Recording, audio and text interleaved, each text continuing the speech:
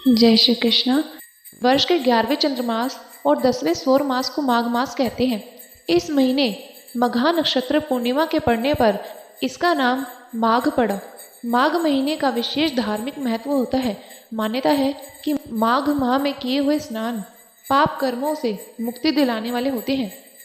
इस माघ मास के सभी अध्यायों का फल प्राप्त करने के लिए आपको सारे महात्म की वीडियो हमारे चैनल और प्लेलिस्ट में मिल जाएगी। प्लेलिस्ट का लिंक कमेंट बॉक्स में उपलब्ध है। अपनी इच्छा अनुसार कमेंट बॉक्स में श्री हरि नारायण का जयकारा जरूर लगाएं। श्री गणेशाय नमः। 19वां अध्याय।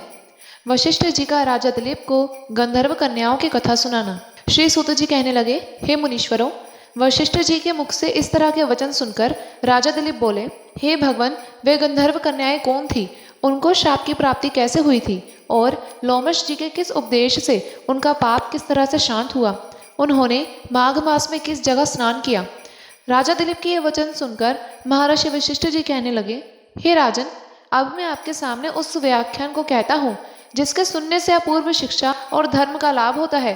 पूर्व काल में कुबेरपुरी में गंधर्वों में श्रेष्ठ 5 भाई थे, जो गंधर्व विद्या में परम निपुण थे। उनमें सुख संगीति के प्रमोदिनी, सुशील के सुशीला, चंद्रकांता के सुतारा, सुप्रम के चंद्रिका और स्वरवेदी के सुस्वरा नाम की कन्याएं थीं। हे राजन, ये 5 कन्याएं सुंदरता की खान थी, गान विद्या और नृत्य कला में निपुण हो गई थी। जिस समय कुबेर की सभा में नाना प्रकार के वाद्यों को बजाती व नृत्य करती तो सारी सभा चित्र लिखी सी हो जाती। एक दिन वे 5 कन्याएं नाना प्रकार के वस्त्राभूषणों और वीणा से सुसज्जित होकर वैशाख के महीने में कौतुकवश एक अन्य वन में चली गई। वहां जाकर भगवती गौरी की आराधना के लिए परिजात के मनोहर पुष्पों को चुनने लगी और भगवती गौरी का पूजन करते हुए नृत्य गान शुरू कर दिया। हे राजन, जिस समय वे कन्याएं गान कर रही थी उसी समय स्नान करने के लिए महर्षि वेद निधि के सुपुत्र अग्निय ऋषि आकर उपस्थित हुए। हे राजन, उस ऋषि कुमार का मुखमंडल कामदेव के रूप की सीमा को भी लांघ रहा था। इस प्रकार साक्षात कामदेव के समान उस सुंदर ऋषि कुमार को देखकर गंधर्व कन्याएं उसके रूप पर मोहित हो गई और अपने मन में सोचने लगी कि पार्वती जी ने खुश होकर हमारे लिए यह पति भेजा है, इसलिए हम इसे ही वरेंगी। प्रत्येक ऐसा कहते हुए आनंद में मग्न होकर नाचने लगी।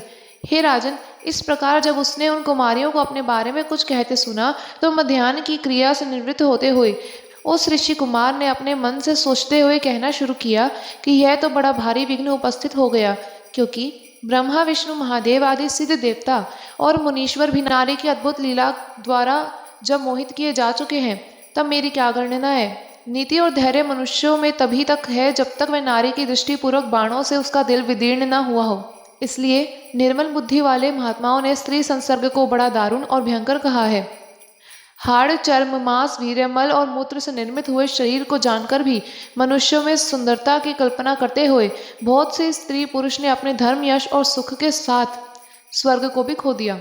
इसलिए कामदेव से मोहित हुई ये बालिकाएं जब तक मेरे पास आए तब तक मुझे छुपते छुपाते घर को चले जाना चाहिए। हे राजन, ऐसा मन में विचार करने के बाद वह धर्मात्मा ऋषि कुमार योग विद्या से वहां से गायब होकर अपने घर को चला गया। और इसके पश्चात जब गंधर्व कन्याओं के चारों ओर देखने पर भी वह दिखाई नहीं दिया तो उसको नाना प्रकार के नामों से संबोधित करती हुई वे गंधर्व कन्याएं दुख के कारण बेहोश हो गई। हे राजन, इसके बाद जब उन्हें चेत हुआ तो वह वहां से उठी और जिस प्रकार मणि खो जाने पर सर्प की जो दशा होती है उसी हालत में चिंतित होती हुई वह अपने घर को चली गई और वहां आकर बिना कुछ खाए पिए और कहे सुने अपने अपने पलंगों पर गिरकर अचेत हो गई। 19वां अध्याय संपूर्ण। जय श्री कृष्ण।